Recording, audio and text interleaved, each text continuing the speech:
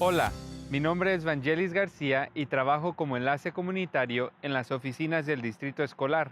En este video hablaremos del Plan del Control Local y de Rendición de Cuentas, LCAP por sus siglas en inglés. El LCAP es un plan de 3 años que describe las metas, gastos, acciones y servicios que apoyan las prioridades locales y estatales para un resultado positivo en el desempeño de los estudiantes. La información compartida por parte de los padres y miembros de la comunidad es muy importante para nuestro plan de control local y de rendición de cuentas.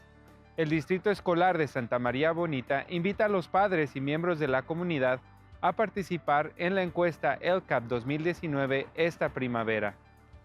La encuesta permite a las partes interesadas, padres y miembros de la comunidad, una voz en la planificación a nivel distrito y asegurar que las acciones y servicios del plan LCAP estén cumpliendo con las necesidades de la comunidad.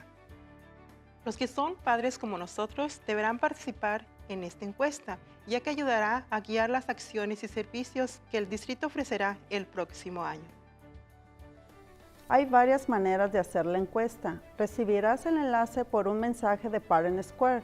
Así podrá completar la encuesta en su teléfono. El enlace de la encuesta también estará disponible en el sitio web de la escuela y el distrito. Podrá hacer clic en el enlace y completarlo desde su tableta o computadora. Tendremos personal y computadoras disponibles en las oficinas del distrito para ayudar a los padres con la encuesta. La dirección del distrito escolar es 708 Sur Miller.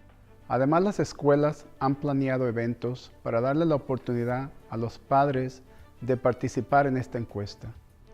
Si tiene alguna pregunta sobre la encuesta o si quiere saber cuándo y dónde puede tomarla, por favor comuníquese con uno de nuestros enlaces comunitarios del distrito llamando a los números a continuación. Nosotros, el grupo de padres líderes del Distrito Escolar de Santa María Bonita, los invitamos a participar en esta importante encuesta.